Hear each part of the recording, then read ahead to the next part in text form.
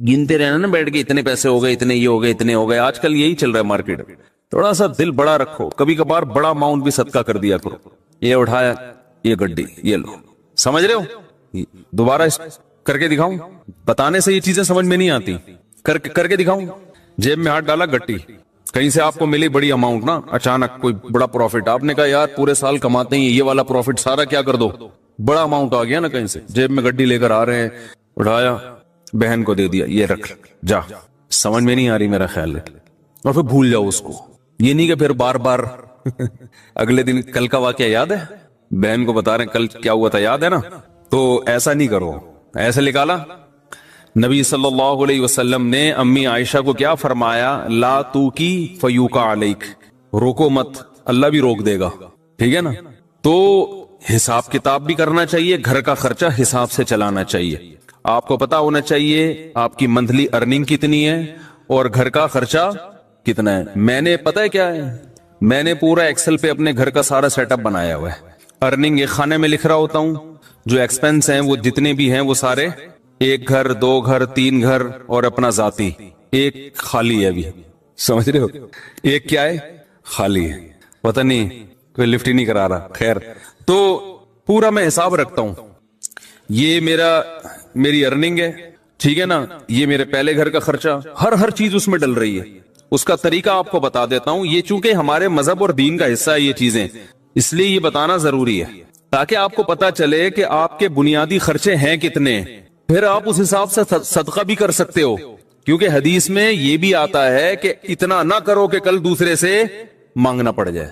आज गड्डी निकाल के दे दी ठीक है ना, अगले दिन घर में आटे के पैसे नहीं है, फिर वो गड्डी उससे मांग रहे हैं, यार उसमें से आधी मुझे दे दो भाई सही है। लिखने का फायदा क्या होता है खूब समझें। हकीमुल उम्मा मौलाना अशरफ अली थानवी रहमहुल्लाह ने तो यहां तक लिखा है, खवातीन को तरगीब दी है कि जब भी घर में खाना बनाओ लिखो, इतने अफराद के लिए इतने चावल, आज 4 मग्गे डाले, 10 आदमियों ने खाया है या 5 आदमियों ने खाया है, इसका मतलब 2 आदमियों के लिए कितने हैं, 2 मग्गे, ताकि खाना जाया ना हो और शोहर की पतलून ढीली ना हो, वरना वो खिला वो तो बन रहा है, फिर शाम को फिक रहा है, और वो मियाँ साहब बेचारे कमा कमा के आधे हो गए। सुघड़ खवातीन इन्हीं को तो कहते हैं जो वंस अपॉन अ टाइम हुआ करती थी, कि वो पूरा घर कैसे लेके चलती हैं। असल में होता ये है कि जब लोग सखावत पे बयान सुनते हैं तो कहते हैं हिसाबो किताब नहीं करना चाहिए, बस खिलाओ पिलाओ जो आ रहा है ये बस, ये सखावत नहीं है। और कुछ ऐसे कंजूस होते हैं कि वो सारा दिन कैलकुलेशन में ही लगे रहते हैं भाई, तो हालांकि बनते 4 रुपए थे ठीक है ना। तो वो मैं इसमें एक उसूली बात बताता हूं कैसे चलना चाहिए। अब बात तो चल पड़ी है, ये भी सूरह कलम ही का हिस्सा है ना, अल्लाह ने सखावत को बयान किया। तो हकीमुल उम्मा ने क्या लिखा है, खवातीन को चाहिए घर में एक एक चीज का हिसाब लिखे, जो खाना पकाती हैं वो तो यही हिसाब लिखेंगी ना भाई। जैसे बिरयानी बनानी है भाई, इतने चावल में इतने किलो गोश्त डलता है, उस दिन इतना डाला था तो चावल क्या बने थे मजेदार, अब ऐसा ना उससे ज्यादा डाल दे या उससे कम। तो हर चीज में लिखने का हिसाब, हर वक्त अपने पास एक डायरी। अब तो मोबाइलों में भी लोग लिखना शुरू कर देते हैं। देखो मेरे मोबाइल में मैंने एक डायरी बनाई हुई है, अभी आपको दिखाता हूं मैं क्या लिखा हुआ है उसमें। मैंने ये नोट, इब्राहिम को 100 रुपए दिए, मेरा छोटा बेटा इब्राहिम है ना, साइकिल खराब हो गई थी, मैंने उसको 100 रुपए पकड़ा दिए साइकिल ठीक करने के लिए, इसमें डाल दिए मैंने। क्यों डालें, खूब 100 रुपए की वैल्यू अल्हम्दुलिल्लाह मेरी नजर में नहीं है, वजह उसकी है मुझे हिसाब दे। वो वजह इसकी क्या है, हिसाब क्यों मांगूंगा मैं, अभी से आदत पड़े पैसे वापस करने की। नहीं यार ये बात भाई, 100 रुपए का क्या मसला है, 4000 की साइकिल दिला सकता हूं मैं उसको ठीक है ना। तो 100 रुपए का हिसाब रखना क्यों जरूरी है। मुमकिन है कोई देखे तो बोले यार मुफ्ती साहब कितने कंजूस हैं, बच्चों से 100 रुपए का हिसाब भी उन्होंने रखा हुआ है। ये क्यों रखा है कि मैं ये देखूंगा कि इसको मैंने 100 रुपए दिए, ये जो पैसे बचे वापस करना भूलता है या नहीं भूलता। अगर भूलता है तो मैं पकड़ूंगा। क्या आपको जब मैंने पैसे दिए थे तो आपने वापस क्यों नहीं, अभी से नहीं पकड़ा तो कल ये लाखों रुपए भी देना भूल जाएगा। नहीं यार बात, कल ये बहरिया टाउन में एन मुमकिन है प्लॉट खरीदे 1 करोड़ का किसी बंदे से। मुमकिन तो भाई बहुत कुछ हो सकता है ना, वजीर आजम भी बन सकता है। और फिर जब वजीर आजम बना और लोगों ने कहा आपने तो कहा था गुर्बत का खात्मा करेंगे, कहेंगे ओ सॉरी मैं क्या हुआ भूल गया था गुर्बत का खात्मा करना। आपने कहा था कराची में गंदगी का ढेर हटवाएंगे आप, इसलिए आप कराची वालों ने आपको वोट दिया। अरे यार मेरे जहन से निकल गया, ठीक है नहीं आ रही बात। तो इसका ताल्लुक सिर्फ बच्चे की किससे है? तरबियत से। हमारे जिम्मे तरबियत की कोशिश है, ना बने तो अल्लाह की मर्जी, समझ रहे हो? तो बच्चों को ना पैसे दे के बिगाड़ना नहीं चाहिए, उनमें आदत खराब होती है। पैसे देने तो वो दें, जेब खर्ची उनकी बांधें ताकि वो अपनी मर्जी से खाएं, तो वो जेब खर्ची का सेटअप अलग है, वो हम हर जुम्मे को बच्चों में जेब खर्ची बांटते हैं। लेकिन मामलात में उनको 2 नंबरी की इजाजत नहीं। मैंने लिखा हुआ इब्राहिम को 100 रुपए दिए, अब मैं ये नोट करूंगा कि ये 100 रुपए का मुझे हिसाब देता है या भूल जाता है। अभी लिखने की क्या जरूरत है? दिमाग में क्यों नहीं रखा? भाई दिमाग को मुफीद कामों के लिए रखो, 100 50 रुपए के लिए दिमाग को फालतू में मत खपाओ भाई। ये चीज अगर यहां ना होती, दिमाग में होती, तो दिमाग और किसी काम का होता। ये बयान करता मैं यहां बैठ के, हर वक्त दिमाग में यही याद रखना, उसको 100 रुपए दिए, उसको 50 रुपए दिए, उसको 1 लाख रुपए दिए, उसको ये दिमाग में। दिमाग से चीज उठा के कहां लेके जाओ? डायरी में। हजरत हकीम उल उम्मा मौलाना अशरफ अली थानवी रहिमहुल्लाह ताला, ये मुजद्दिद थे अपने दौर के, ऐसे खानदानी आदमी थे। ये जिक्र करते हुए जा रहे थे, इनका मामूल था फजर के बाद जिक्र करने का, तो चहलकदमी भी करते थे ताकि वॉकिंग हो जाए फजर के बाद, और जिक्र भी। तो एकदम रुके, जेब से डायरी निकाली, कलम से, कलम इनके यहां रहता था हर वक्त कान पे, फौरन कुछ लिखा और डायरी जेब में। किसी ने पूछा हजरत आप जिक्र कर रहे थे, ये अभी बाद में लिख लेते? ये उन्होंने कहा नहीं, मेरा दिमाग अल्लाह की तरफ है। जहन में ख्याल आया, अगर मैं डायरी पे नकल ना करता ना, तो वो ख्याल मुझे महफूज रखने के लिए बार बार दिमाग कहां जाता? उसी ख्याल की तरफ, तो वो मुझे जिक्र से भी गाफिल करता। वो चीज दिमाग से कहां आ गई? डायरी में, अब जेब में। अब दोबारा जिक्र तवज्जो के साथ। अब ये डायरी की टेंशन हो गई है, अभी अपनी टेंशन क्या हो गया भाई? ऐसी खानदानी चीजें हैं यार, ये तो जिंदगी में कामयाबी के उसूल हैं अल्लाह के बंदो। हमारे पास किसी के पास भी कोई डायरी नहीं होती, लाखों करोड़ों के बिजनेस दिमाग में चल रहे होते हैं। वसीम कबाड़िया से 1 लाख रुपए लेना है, सलीम गोलेगंडे वाले को 20 लाख रुपए देने हैं, ठीक है ना? सब दिमाग कचूंबड़ बना हुआ है, दिमाग का कचरा कुंडी बना हुआ है, दिमाग कचरा कुंडी बना हुआ है कि नहीं बना हुआ? इतनी फिक्रें, अब क्या क्या खोपड़ा, तो खोपड़ा ये क्या है? उसको ये करना है, उसे ये करो, फिर भूल गया, फिर भूल गया, जो बात हो भूल गया, हर चीज भूल रहे। तो मुझे कहते हैं बयान के दौरान भूल जाते हैं क्या टॉपिक चल रहा था। तो आप जो चीजें भूल रहे हैं ना, वो ज्यादा खतरनाक है। आगे क्या लिखा हुआ है? फल, वो उसकी कीमत लिखी हुई है। अब ये नहीं कि पूरी डिटेल के साथ एक एक चीज, ऐसा नहीं, इशारे। ये इशारे इसलिए कि रात को 24 घंटे में एक टाइम जो है ना, ये सब चीजें एक्सेल में चली जाएंगी। कहां चली जाएंगी? सब जो यादाश्तें हैं, जब से 100 रुपए तो नहीं जाएंगे, ये तो एक यादाश्त है ना कि उसने हिसाब दिया कि ये इधर ही रहेगा। बाकी जितने खर्चे आज हुए वो सारे कहां चले जाएंगे? वो ऑफिस का जो सॉफ्टवेयर आता है ना खर्चों का, 1 घर 2 3 4 जो भी है, अल्लाह तौफीक दे, तो वो सब उसमें डाल दिए। उससे क्या होता है भाई? बदगुमानी से इंसान बचता है। इन्हीं का मौका फराहम, बोलो भाई मत करो। कैसे? हम जब हजरत के पास गए ना, हजरत मुफ्ती रशीद अहमद साहब के पास, तो हजरत फरमाया करते थे, रात को जो पैसे हैं ना आपके, वो लॉकर में रखें। किसी तालिब इल्म को बटवा निकाल के अपने सिरहाने पे रखने की इजाजत नहीं है। क्यों? अगर चोरी हो गया या गुम गया, शुबह होगा साथ वाले पर, शैतान को मौका मिल जाएगा अपने साथी के खिलाफ बदगुमान करने का। हालांकि ऐन मुमकिन है साथ वाले ने चोरी ना किया हो, बाहर से कोई चोर आ जाओ, कोई बंदा आया हो, लेके चला गया हो, लेकिन ये वजाहतें कौन करता फिरेगा बाद में? फौरन दिमाग में क्या आएगा?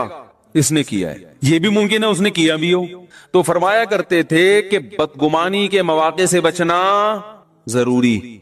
तो लिखने का फायदा ये होता है कि एक तो बदगुमानी से इंसान बचता है। समझ रहे हो? आपकी बेगम ने कोई सूट खरीदा 5000 रुपए का, हमारा तो, मेरा अपना हिसाब ऐसा है, मैं दिमाग में कुछ रखता ही नहीं हूं। मुझे तो पता ही नहीं होता कि अभी खरीदा था तो कल खरीदा था कि नहीं खरीदा था। सारी चीजें कहां जा रही हैं? लैपटॉप। तो अब अगर कभी इख्तलाफ होगा तो कल लिया था, परसों लिया था, तो लैपटॉप से पूछ के बताता हूं मैं, ठीक है ना? किससे पूछ के बताता हूं? लैपटॉप बताएगा कि पिछली ईद पे कितना खर्चा हुआ था, इस ईद पे। एक चीज तमीज से ले आए ना हर चीज, भाई ईद पे इतने। अब मेरी, लोग कहते हैं ना इतने घर कैसे चला रहे हो? जैसे कंपनी चलती है ना, हम ऐसे चला रहे हैं। कंपनी का एक निजाम होता है ना, सिस्टम होता है। मुझे ईद पे शॉपिंग मेरे लिए सबसे आसान है, आप लोग के लिए घर के लिए मुश्किल होगी, क्योंकि मुझे पता है पिछली दफा ईद पे कितने खर्च हुए थे। वो हिसाब निकाल लो, इस दफा थोड़ा गुड़ ज्यादा मिला के پیسے بانٹ دو, ختم, چلو بھائی ہماری وجہ سے, ٹھیک ہے نا. وہ رمضان سے یعنی شعبان میں ہی سارا حساب کلیئر, پیسے دے دیتا ہوں میں کہ بھائی اب جس نے جو خریدنا ہے خرید لے. ہر ایک کے فی بندہ اتنے پیسے ہیں, عید کے گریوی جو ملے گی نا عید پہ وہ فی کس اتنی ہے, تو پھل کے حساب سے ہر چیز ایسے تمیز سے چل رہی ہے. تو اب ہوتا کیا ہے, لکھنے کا فائدہ کیا ہوگا, ادھر آپ نے اپنی ارننگ لکھی, ادھر ڈیلی بیسس پہ آپ نے اپنے خرچے ڈال دیے. مہینے کے آخر میں یہ لکھنا اس لیے نہیں ہے کہ کنجوسی کرے انسان, گھر والوں پہ خرچ نہ کرے, نہ خرچ کریں کھول کے, جتنا اللہ نے آپ کو دیا دبا کے کریں خرچ. بعض دفعہ لکھا جاتا ہے کنجوسی کی بیس پہ, بیگم ایک آم تم نے آج کھایا تھا, لیپ ٹاپ میں لکھا ہوا ہے کل دوبارہ آم کھانے کی آپ کو اجازت نہیں ہے. یہ نہیں, یہ مقصد نہیں ہے. کہیں آپ سمجھ رہے ہو کہ مفتی صاحب گن کے کھلا رہے ہیں گھر والوں کو, ایسا نہیں ہے. آم کے تو بارے میں میرا نظریہ یہ ہے کہ آم کے لیے کھانے کا لفظ ہی آم کی توہین ہے. آم کے لیے جو لفظ استعمال ہوتا ہے وہ کون سا, پھوڑنا. میں تو کہتا ہوں بھائی آم جب کھانے ہو تو کھلانا ہے تو پھر ہم کھائے گا ہی نہیں, پھوڑنے کی اجازت ہو تو ہم کھائیں گے. تو ایک آدھ آم سے مزہ نہیں آتا. خیر اللہ نے اگر دیا ہو تو انسان کرے, نہیں دیا تو صبر کرے انسان. تو اس کا فائدہ کیا ہوگا, جب آپ یہ ہر چیز لکھیں گے تو آپ کو پورے مہینے اندازہ ہوگا. ایک فائدہ یہ ہوگا کہ آپ کے خرچے آپ کی ارننگ سے کم ہیں یا زیادہ. اگر بیلنس, وہ اس میں خود بخود بیلنس آ رہا ہوتا ہے نا, اب اتنا بیلنس رہ گیا, اتنا رہ گیا, اتنا رہ گیا, اتنا رہ گیا, تو ممکن ہے 31 تاریخ کو آپ کا بیلنس مائنس میں جا رہا ہو, -50,000. اس کا مطلب آپ سے بڑا بیوقوف دنیا میں کوئی ہے ہی نہیں, کیونکہ دنیا میں جس آدمی کی کمائی کم اور خرچہ زیادہ, اس کا مطلب وہ اپنے آپ کو بھیک مانگنے کے لیے تیار کر رہا ہے, باتیں چوتھی شادی کی کر رہا ہے, صحیح ہے نا. لیکن حالات ایسے ہیں کہ بقیہ بھی یا تو بھاگ جائیں گی یا یہ کشکول لے کے بھیک مانگے گا. یہی مطلب ہے کہ نہیں ہے. تو پہلا فائدہ آپ کو یہ ہوگا کہ قرآن نے جو ہمیں حکم دیا ہے کہ اعتدال سے خرچ کرو, وَلَا تَبْسُطْهَا كُلَّ الْبَسْطِ, نہ اتنی کنجوسی کرو اور نہ اتنی سخاوت کرو کہ کل لوگوں سے بھیک مانگنی پڑے. تو یہ جو میانہ روی قرآن کا حکم ہے, اس حکم پر عمل کرنا اس وقت تک ممکن ہی نہیں ہے جب تک آپ کو یہ نہ پتا ہو کہ میری ارننگ زیادہ ہے یا میرے خرچے زیادہ ہیں. اگر آپ نے دیکھا کہ آپ کے خرچے زیادہ ہو رہے ہیں تو پھر اس میں کیا کرو, بے ڈھنگے طریقے سے خرچے کم نہیں کرو. پھر آپ نے یہ دیکھنا ہے کہ ان میں کون سے خرچے ایسے ہیں جن میں کمی صحت کے لیے نقصان. ترجیحات کیا, سب سے پہلے صحت ہے نا. ارے کیا ہو گیا, تو اب آپ نے کیا کیا, فروٹ کا خرچہ کم کرنا شروع کر دیا. نہ بھائی بچوں کے کھلونے نکال دو یہاں سے, خرچوں میں کھلونے آ رہے ہیں نا. سائیکل کیا کر دو, بھئی 4,000 کی سائیکل نہیں بنتی, آئندہ یہ نہیں ہوگا, ٹھیک ہے نا, نکالو اس کو, ٹھیک ہے. بہت سارے خرچے. میں نے جب یہ لکھنا شروع کیا تو مجھے اندازہ ہوا کہ بھائی ہوٹلنگ پہ ٹھیک ٹھاک خرچ ہو رہا ہے, تو وہ میں نے مینج کیا. ہوٹلنگ نہیں نکلنے لانڈے لپاٹوں کے ساتھ, ہمارے بھی ہم دوست ہیں وہ نکل گئے وہاں جا کے کھا رہے ہیں ادھر, یہ شنواری پہ کبھی بکرے کے وہ چانپے پھوڑ رہے ہیں, کبھی دیکھا بھائی وہ ٹھیک ٹھاک آ رہا ہے چانپے وہاں پہ جو ہے نا, یہ ٹھیک ٹھاک خرچہ تو میرا کہاں نکل رہا ہے. تو اگر آپ کے خرچے زیادہ ہوں تو آپ نے سب سے پہلے کس پہ کنٹرول کرنا ہے, ہوٹلنگ. بھائی یہ کم کرو, سمجھ میں نہیں آ رہی تو میں گھر چلا جاتا ہوں, بھائی اس کو کیا کرنا ہے, کم کرنا ہے. یہ نکالو, چائے گٹکا نکالو, سگریٹ نکالو. بہت سارے خرچے ایسے ہوں گے جو آپ کو اندازہ ہوگا کہ فالتو کے ہیں مگر ان پہ خرچ بہت زیادہ ہو رہا ہے. تو پہلا فائدہ یہ ہوگا کہ آپ مستقبل کے لیے بھیک مانگنے سے بچ جاؤ گے, اور گھر والوں پہ سختی بھی کرنی پڑے گی. بیگم دیکھ لو تمہارے سامنے ہے یہ خرچہ ہے, اور انڈے پراٹھے دیکھو یہ آ رہا ہے, ٹھیک ہے, اب تم بتاؤ میں کہاں سے لے کر آؤں یہ. تو گھر والی سمجھدار ہوگی تو مان جائے گی, بھائی ٹھیک ہے تھوڑا کنٹرول میں کرو اس کو. تو گھر والوں سے مشورہ کرو, بتاؤ کیسے کنٹرول کریں اس کو. مشورے کے بغیر کرو گے تو وہ خرچہ کنٹرول میں آ جائے گا, بیگم کنٹرول سے باہر نکل جائے گی. اس کو بٹھاؤ, بولو آپ کے سامنے ہی ہے, دیکھ لو بھائی, تو آپ بتاؤ نا اب اس کو کیسے کنٹرول کریں. مل جل کے کچھ کرتے ہیں تو کون سے خرچے کم کریں آپ بتاؤ. اگر عید پہ اتنی شاپنگ ہم ہر سال کرتے رہے تو بیگم یہ تو مسئلہ کیا ہو جائے گا, کبھڑا تھوڑا عید کو کم کر لو. تو بہت سارے, یعنی آپ کے سامنے ہر چیز موجود ہوگی. ہر چیز کا نا میرے یہاں کھانا بنا ہوا ہے, کھانا, گوشت پہ اتنا خرچ ہوا, دودھ پہ اتنا خرچ ہوا, انڈوں پہ اتنا خرچ ہوا, سبزی پہ اتنا, ایک ایک چیز ریٹرن میں موجود ہے الحمدللہ. تو اب اچھا پہلا فائدہ. دوسرا فائدہ, اگر آپ نے دیکھا کہ آپ کے خرچہ آپ کی سیلری سے کم ہے, الحمدللہ मैनेज हो रहा है, भीख मांगने की जरूरत नहीं पड़ेगी। तो दूसरा फायदा आपको इससे ये होगा कि आपको अंदाजा हो जाएगा कि यार मेरी सैलरी मिसाल के तौर पर 50,000 है, 1 लाख है, मेरे खर्चे 99,000 हो रहे हैं, लेकिन ये जो 99,000 मेरा खर्चा हो रहा है उसमें 25% तो इस फालतू काम पे खर्च हो रहा है, समझ रहे हैं? तो मैं इसको बचा के महाना 25,000 रुपए बचा सकता। उस 25,000 में मैं जायज कमेटी डाल सकता हूं, उस 25,000 का हर महीने गोल्ड खरीद सकता हूं, बहुत कुछ हो सकता है ना भाई। तो इतनी बचत के बाद 1 लाख के बाद बहरिया टाउन का प्लॉट 1 साल के बाद, मैं मजाक कर रहा हूं, बहरिया टाउन वाले को बताओगे ना वो मारेगा, बोलेगा मेरी तौहीन नहीं करो 25,000 में। एक मिसाल दे रहा हूं, ये 25,000 के 25 लाख भी तो हो सकते हैं, कुछ भी हो सकता है। यानी आपने इधर से चेक किया, मुझे तो बड़ा फायदा हुआ था कि मैंने जब चेक करना शुरू किया मुझे अंदाजा हुआ भाई ये पैसे बिला वजह के इतना बड़ा अमाउंट खर्च हो रहा है होटलों की चाय पर और फलां पर, और इतना उस पे हो रहा है कि ये बच के बहुत अच्छी जगहों पे बोलो भाई खर्च हो सकता। तो आप जब खुद करेंगे तो बहुत सी राहें आपके सामने खुलेंगी। तीसरा फायदा ये होगा कि आपको ये पता चल जाएगा कि भाई यहां से मैनेज करने के बाद मेरी जो सैलरी है ना उसमें से मेरा बचता इतना है, तो मेरे घर के महीने के इतने खर्चे तो बहरहाल हैं ही, उससे ज्यादा क्या है गरीबी।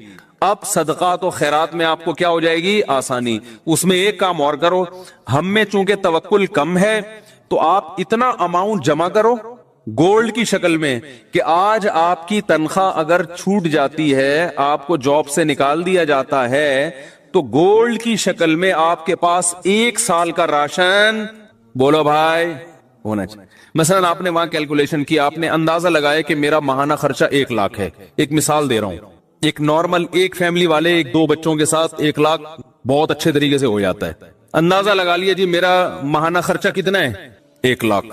तो आपने एक हदफ बनाया कि यार मैंने 12 लाख रुपए जमा करने हैं। इतना जमा करना ना कि आज अगर जॉब छूट जाती है तो किसी के सामने हाथ ना फैलाना पड़े।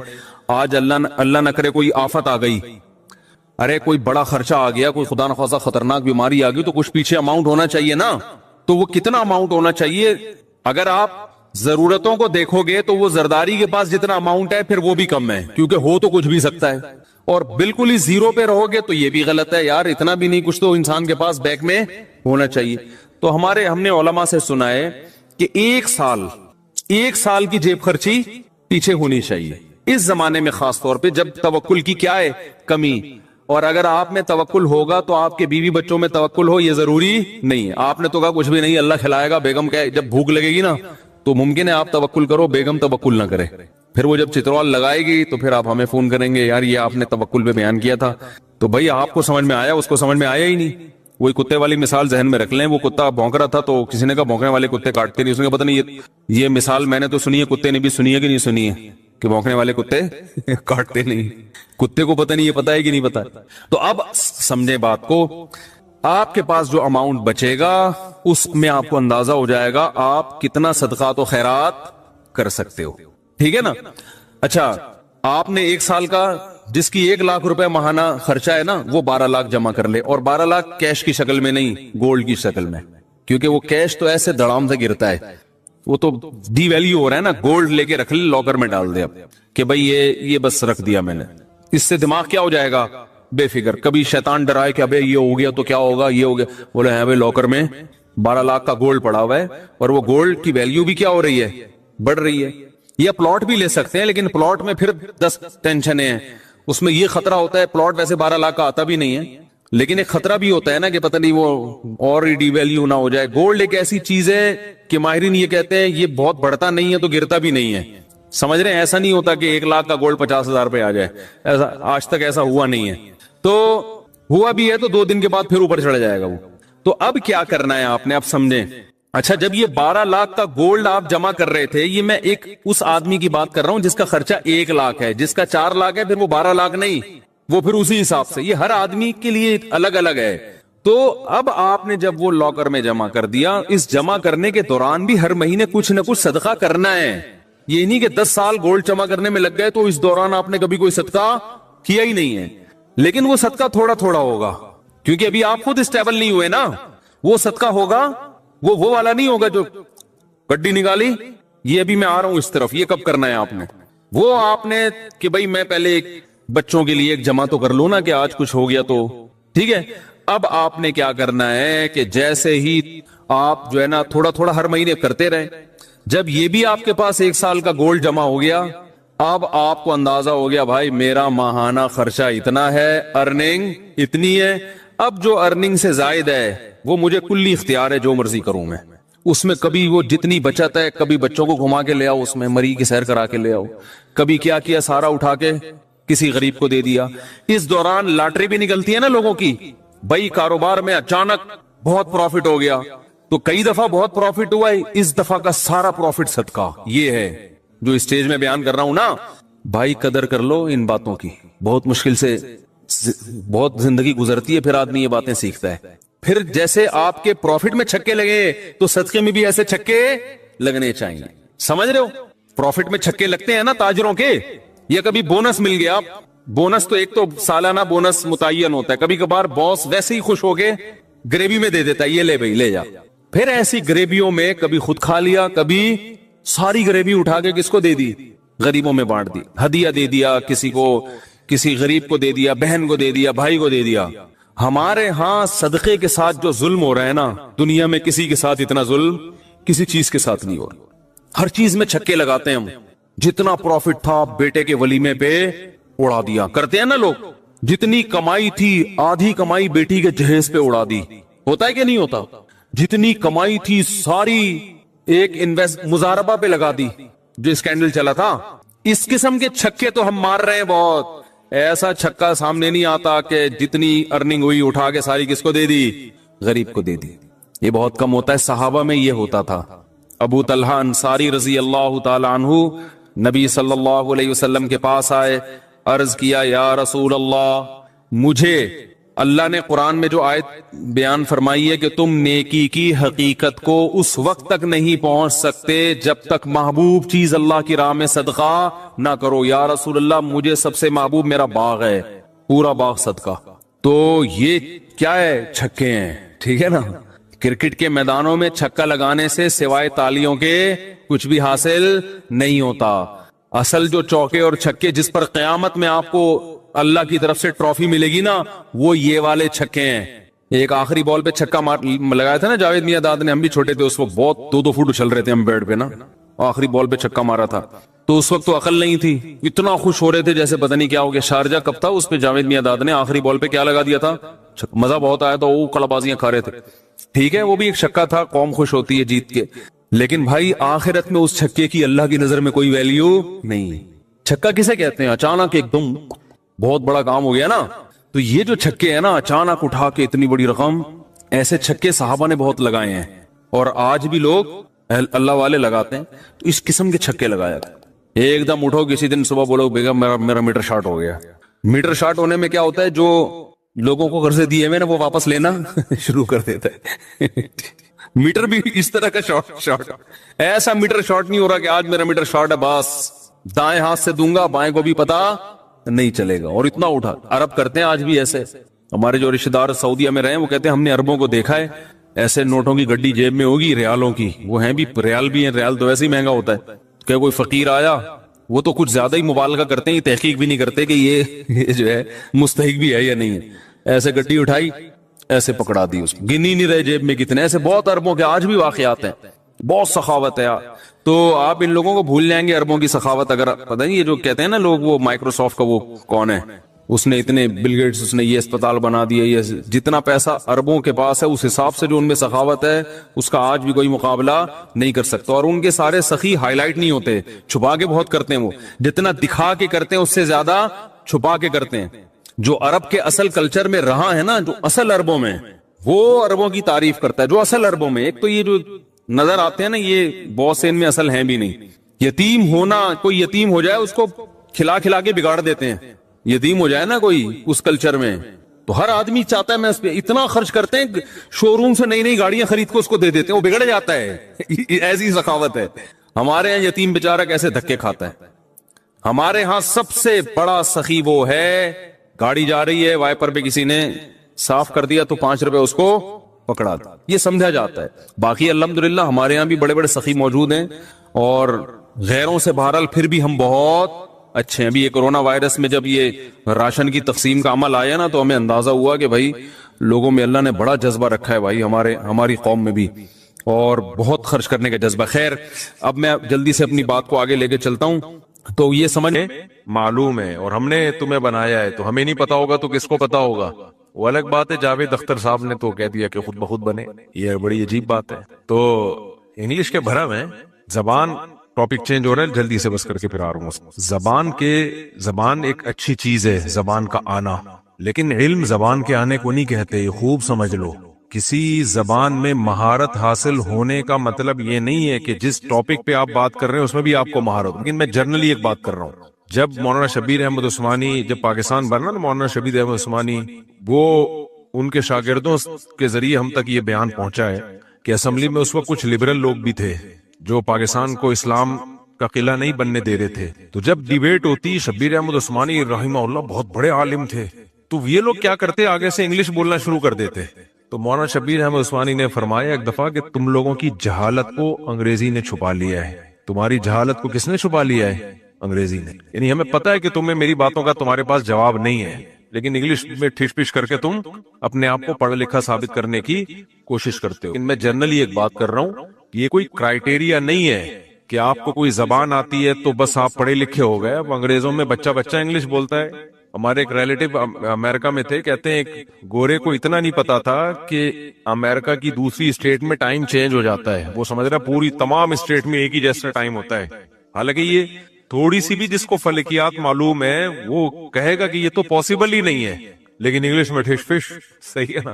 تو کبھی بھی کسی کی زبان سے متاثر نہ ہوا کریں، زبان سے متاثر نہ ہوا کریں. آپ کہہ رہے ہو آپ مجھے اس پہ بولنے کی کیا ضرورت ہے؟ اس لیے ضرورت ہے کہ اس زمانے میں کچھ اسکالرز ایسے ہیں جو علم میں بالکل زیرو ہیں، بالکل فارغ ہیں، لیکن تھوڑی سی ٹرمز انگریزی کی یوز کرتے ہیں، استعمال کرتے ہیں، ٹھش پش لگاتے ہیں. لوگ کہتے ہیں یار کیا ماشاءاللہ زبردست، حالانکہ بالکل فارغ بات ہوتی ہے. وہ 0/0 اس کی ویلیو ہوتی ہے. اچھا، انسان کی نفسیات یہ ہے کہ جو نالج اس کے پاس نہیں ہوتی نا، تو وہ والی نالج اگر کوئی غلط بھی رکھے گا تو انسان اس سے متاثر ہوتا ہے کہ چلو اس کے پاس کچھ نالج تو ہے، مجھے تو پتہ ہی نہیں.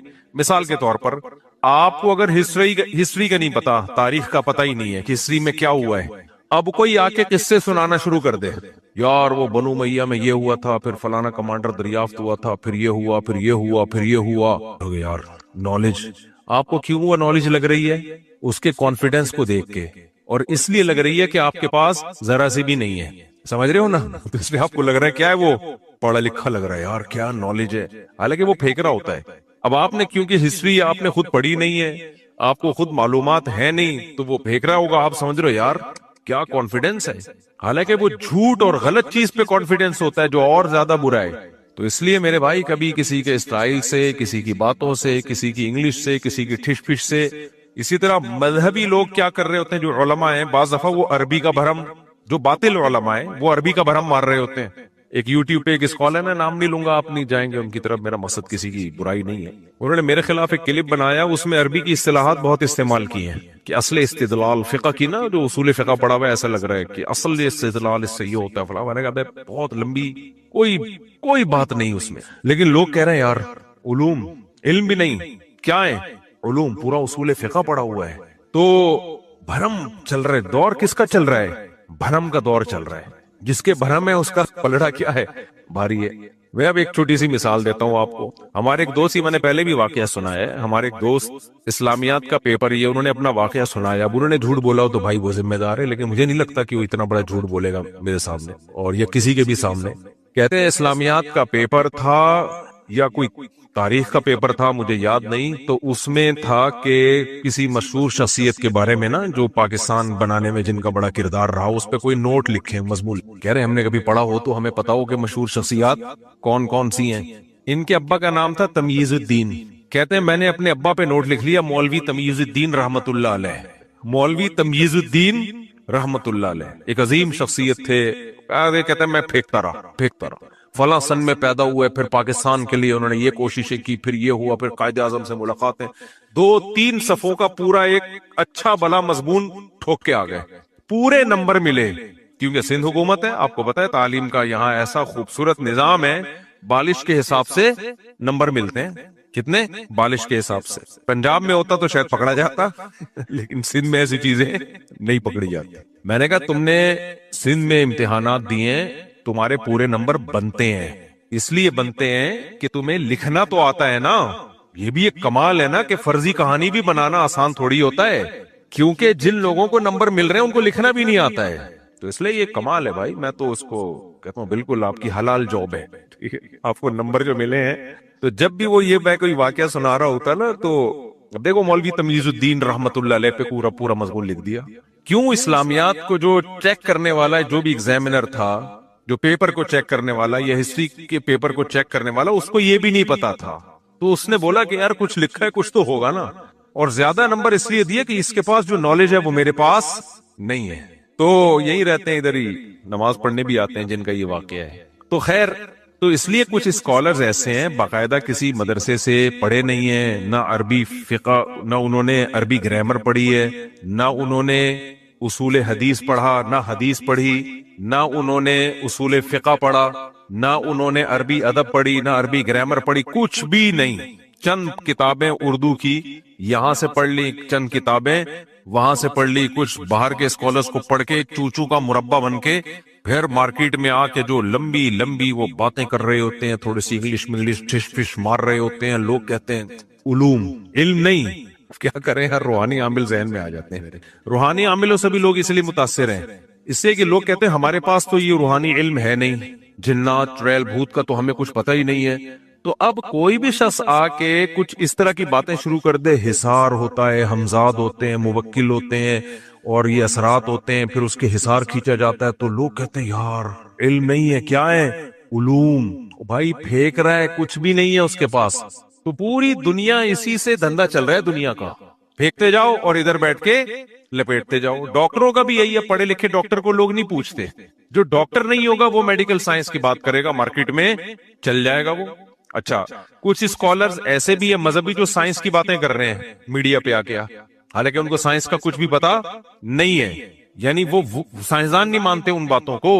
لیکن چونکہ جس نے سائنس بالکل بھی نہیں پڑھی وہ کہہ رہا ہوتا ہے یار پتہ نہیں کیا علوم لے کر آئے مارکیٹ میں. یہ ایک اصول ہمیشہ یاد رکھو، اسلام کسی ایک شخص پہ یا دو چار شخصوں پہ ڈیپینڈ نہیں کر سکتا. یہ ذہن میں رکھو. اگر کسی بھی اسکالر کو سن کے ایسا لگ رہا ہے یہ ٹھیک ہے باقی غلط ہے، تو سمجھ لو یہ غلط ہے، باقی کیا ہے؟ ٹھیک ہے. اسلام ہے بھائی، نبی صلی اللہ علیہ وسلم آخری نبی ہیں، تو دو چار لوگوں کے کندھے پہ اللہ تھوڑی ذمہ داری ڈالے گا کہ وہ اسلام کو بچائیں. دو چار لوگوں کے کندھے پہ تھوڑی ذمہ داری ڈلے گی. تو کچھ اسکالر کو سن کے آدمی کو ایسا نیگیٹو ذہن بنتا ہے، ایسا نیگیٹو ذہن بنتا ہے. ایک تو اس کا خیال کرو، دوسرا اس کا خیال کیا کرو ہمیشہ نوجوان طبقے کی عادت ہوتی ہے وہ منفی بات کو جلدی لیتا ہے، مثبت بات کو نہیں لیتا. مثبت بات کو نہیں لیتا، یہ نوجوانوں کی ایک عادت ہوتی ہے، اور ہمارے ملک میں یہ تھوڑی زیادہ ہے. مثال کے طور پر اگر کوئی یہ دعویٰ کرے کہ سارے مولوی ٹھیک ہیں یا سب لوگ ٹھیک ہیں، یہ دعویٰ چلے گا؟ نہیں چلے گا، اور غلط بھی ہے، سارے ٹھیک نہیں ہوتے. لیکن اگر یہ کہہ دیں یہ سارے غلط ہیں، یہ پھر بھی اس نظریے کو بہت سے ووٹ مل جائیں گے. اس نظریے کو بہت سے ووٹ بولو مل جائیں گے، کیونکہ بات منفیت کی ہو رہی ہے نا. حالانکہ یہ بھی غلط ہے کہ سارے غلط ہیں، یہ بھی غلط ہے کہ سارے صحیح ہیں، یہ بھی غلط ہے کہ سارے غلط ہیں. لیکن جب آپ ووٹنگ کرواؤ گے تو یہ کہنا کہ سارے صحیح ہیں، اس نظریے کو تو ایک ووٹ بھی نہیں ملے گا. لیکن یہ کہنا کہ سارے ہی غلط ہیں، اس کو ٹھیک ٹھاک ووٹ ملیں گے. اور دو چار ووٹ ہوں گے جو کہیں گے کہ نہیں ایسا نہیں ہے، اور وہ دو چار بھی وہی ہوں گے جو اپنے آپ کو سمجھتے ہوں گے میں ٹھیک ہوں، باقی سارے کیا ہیں؟ غلط ہے. تو یہ نوجوانوں کی اور خاص طور پر ہمارے ملک کی سوچ ہے کہ منفیت کیا ہے وہ مارکیٹ میں زیادہ چلتی ہے. تو یہ غلط ہے. اسلام تو اس کی ہمیں ترغیب نہیں دیتا میرے بھائی. قرآن سنت اٹھا کے دیکھو، مسلمانوں کے بارے میں حدیث میں آتا ہے میری امت حق پر غالب رہے گی. تو غلبہ کمزور کو ہوتا ہے، طاقتور کو ہوتا ہے؟ طاقتور کو ہوتا ہے. تو امت کی بہت بڑا طبقہ حق پر رہے گا، آج بھی ہے. ہمارے حضرت مفتی رشید احمد صاحب کے پاس ایک شخص آیا اور کہنے لگا حضرت اتنے حالات خراب ہیں، یہ بے حیائی پھیل گئی، یہ فلانا یہ ہو گیا، جیسے ہوتے ہیں نا بیچارے لوگ آ رہے ہوتے ہیں، یہ ہو گیا، کرپشن ہے، فلانا ہے، ڈمکانا. اتنی حضرت نے، ہمارے حضرت تھے اسٹریٹ فارورڈ نا، منہ پہ بالکل پورے تمیز سے جا کے جواب چپکا دیا کرتے تھے. لا یخافون فی اللہ لومۃ لائم، کسی کی پرواہ نہیں ہوتی تھی حضرت کو. تو انہیں فرمایا اتنے سارے اچھے کام بھی تو ہو رہے ہیں، یہ بھی ہو رہا ہے، یہ بھی ہو رہا ہے، فلانا بھی ہو رہا ہے، فلانا بھی. جاؤ مدنی مسجد جا کے دیکھو، جمعرات کو بھری ہوئی ہوتی ہے، اتنے نمازی ہوتے ہیں. اچھا جو منفی ہوتا ہے نا، کھوپڑی جس کی منفی ہی چل رہی ہوتی ہے، وہ اس کو بھی نیگیٹو لے کے جاتا ہے. مدنی مسجد بھری ہوئی ہے، مسجدیں بھری ہوئی ہیں، کرپشن نہیں ختم ہو رہی. یعنی مطلب یہ ہے کہ کرپشن نہیں ختم ہو رہی تو مسجدیں بھی خالی ہو جائیں. اب جو اچھا ہو رہا ہے وہ تو اچھا مان لینا یار، مسجدیں بھری ہوئی ہیں اور سارے کرپٹ تھوڑی ہیں. ابھی دیکھو ماشاءاللہ یونیورسٹی سے آئے ہیں، کون سے بیکن ہاؤس میں پڑا ہوا بندے کا آپ حلیہ دیکھو یار، ان کو یہاں ہونا چاہیے تھا. ان کی حلیہ سے لگ رہا ہے کہ نہیں لگ رہا؟ بیکن ہاؤس پتہ ہے کتنا ماڈرن ماحول ہے وہاں کا، کیا کچھ نہیں پڑھا رہے وہ، کیا کچھ نہیں سکھا رہے، جو ماحول بنا رہے ہیں. تو وہاں ایسے ایسے بچے آپ کو ملیں گے. میں لونڈے کہنے والا تھا لیکن مناسب نہیں ہے. ایسے ایسے آپ کو ماشاءاللہ بچے ہیں، گاڑیاں بھر بھر کے شب جمعہ تبلیغ میں جا رہی ہیں، سیروزے بھی لگ رہے ہیں. ٹھیک ہے وہاں شر زیادہ ہے لیکن ہر جگہ ایسا نہیں ہے، بہت سی جگہوں پہ خیر زیادہ ہے. تو انسانی سوچ یہ ہے کہ وہ منفی چیز کو زیادہ لیتا ہے، منفی چیز کو زیادہ لیتا ہے. صرف اس کے بعد فرمایا کرتے تھے عقیدت نہیں محبت ضروری ہے. سمجھ رہے ہو؟ جو اہل اللہ یا بزرگان دین ہیں جو واقعی دین کا کام کر رہے ہیں، اس سے عقیدت نہیں، عقیدت مارکیٹ سے 2 منٹ میں شارٹ ہوتی ہے. محبت ضروری ہے. محبت میں کیا فرق ہوتا ہے؟ محبت میں یہ ہوتا ہے کہ آپ کو اچھا نہیں لگتا اس کے خلاف سنیں، آپ اچھا نہیں لگتا. جیسے جمشید کا بیٹا ہے، کوئی آپ کو آ کے بتایا آپ کے پڑوس میں جمشید رہتا تھا، کسی نے آ کے بتایا جمشید کا بیٹا چرس پی رہا تھا، ویسے جمشید دیکھو کتنا نیک بنا پھرتا ہے، آپ کو دل میں خوشی ہوگی، یار ہم تو جمشید کو بڑا نیک سمجھتے تھے، اس کے بچے کیا کر رہے ہیں. حالانکہ جمشید تھوڑی پی رہا ہے بھائی، اس کا بچہ پی رہا ہے نا. نوح علیہ السلام اللہ کے پیغمبر تھے، بیٹا کافر، لیکن پھر بھی ایک خوشی ہوگی کیونکہ منفی زیادہ دماغ چلتا ہے کہ اچھا ہے ذلیل ہو جائے دنیا میں. اور جتنا مشہور آدمی ہوگا، جتنا نیک ہوگا، اس کی بری خبر تو مزے لے لے کے، چسکے لے لے کے لوگ پھیلاتے ہیں.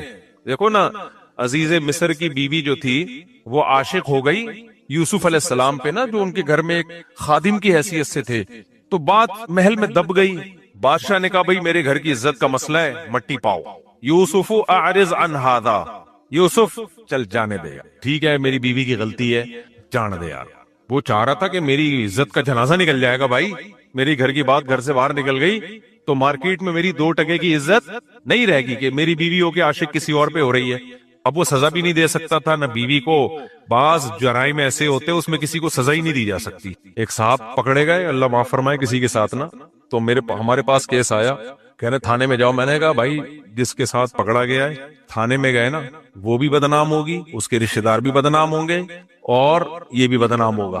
تو اس میں کتنے لوگ لپیٹ میں آ رہے ہیں، اتنی بڑی سوسائٹی یعنی اتنا بڑا خاندان لپیٹ میں آ رہا ہے، مٹی پاؤ.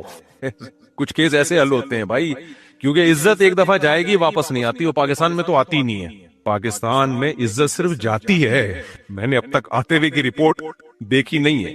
ہاں کچھ لوگ ایسے ہیں جو اتنے بے عزت ہیں کہ ان کی اب عزت جانے کے لیے کچھ رہا نہیں ہے نا. ابھی چھوڑو پھر میں کہیں اور چلا جاؤں گا. دیکھیں عزت پیسہ ہوتا ہے تو جانے کا غم ہوتا ہے نا. کچھ لوگ کی عزت اتنی وہ ہو چکی ہے کہ اب عزت جانے کا ان کو غم ہے ہی نہیں، کیونکہ جائے گی نہیں عزت. کیوں نہیں جائے گی؟ ہے ہی نہیں تو جائے کیا؟ تو وہ اس لیول کے لوگ ہیں، وہ بہت اونچے لوگ ہیں. وہ چھوٹے موٹے لوگ اس لیول کے ہوتے نہیں ہیں. خیر کیا بات کر رہا تھا میں، دیکھو عزت کے حوالے سے نہیں، یہ واقعہ کس پہ ہے میں نے یوسف علیہ السلام کا نا. تو یوسف علیہ السلام جو بادشاہ تھا، جو عزیز مصر تھا، اس نے کیا کہا؟ اعرض عن ھذا، چل یار مٹی پایا. حالانکہ چھوٹا جرم نہیں تھا اس کی بیوی کا، لیکن وہ چاہ رہا تھا کہ بھائی یہ جرم جب دنیا کے سامنے جائے گا اور میں بیوی کو سزا دوں گا یا طلاق دوں گا اس کو، تو لوگ پوچھیں گے کیوں دی، میں بتاؤں گا تو کیا بدنام کون ہوگا؟ لیکن تھا سمجھدار آدمی. کیا خیال ہے؟ تھا کیا سمجھدار آدمی. تبھی میں خواتین سے کہتا ہوں تمہارا میاں اللہ نہ کرے اگر پکڑا بھی جاتا ہے تو گھر کی بات گھر میں دفن کر دو، کیونکہ تمہارے میاں کی بے عزتی سے تمہاری بے عزتی ہوگی. عورتیں بڑی بیچاری بے وقوف ہوتی ہیں، کوئی بھی میاں کو کچھ الٹا سیدھے کام میں دیکھ لیا فوراً دنیا کو بتانا شروع کر دیتی ہیں میری یہ ایسا. ابے بھائی اس کی تو بے عزتی ہوگی، تیری بھی کبھی عزت نہیں ہوگی. اور جو عورتیں چسکے لے لے کے سن رہی ہیں نا تیرے میاں کی برائیاں، کل تھوڑا سا ان کا اختلاف ہو گئیں گے، ہاں ہے تو تیرا میاں تو ایسا ہے. عورت کی تو پہچان اس کا میاں ہے. تبھی کہتے ہیں نا عقل مند لوگوں نے کہا ہے کہ عقل مند عورت اپنے میاں کو شہزادہ بنا کے رکھتی ہے اور شہزادی کہلاتی ہے، اور اس کی برائیوں کو گھر میں دفن کر دیتی ہے. اور बेवकूफ औरत अपने मियाँ की सारी दुनिया में चर्चे बयान करती है, वो मियाँ भी तो हरकतें देखो ना, पकड़े जा रहे हैं आजकल। मोबाइल में देखो तो वहां कुछ चीज से पकड़े जा रहे हैं, इंटरनेट पे बैठा हुआ है, पता नहीं पोस्ट फिल्म में, अल्लाह माफ फरमाए, बोलते हुए भी बुरा लग रहा होता है, वो देखता हुआ पकड़ा गया, ये जो आजकल रिपोर्टें आ रही हैं, अल्लाह माफ फरमाए। तो मैं इन औरतों को बोलता हूँ, भाई बुरा किया, मैं उसको फेवर नहीं कर रहा, लेकिन दफन कर दो घर के अंदर, बच्चों को पता चलेगा अब्बा ये कर रहे थे, बच्चों के दिल में क्या इज्जत रहेगी, बच्चे भी करेंगे कि नहीं करेंगे ये काम फिर। लेकिन मुंह ही नहीं, कंट्रोल ही नहीं है, कंट्रोल ही नहीं है मुंह के ऊपर।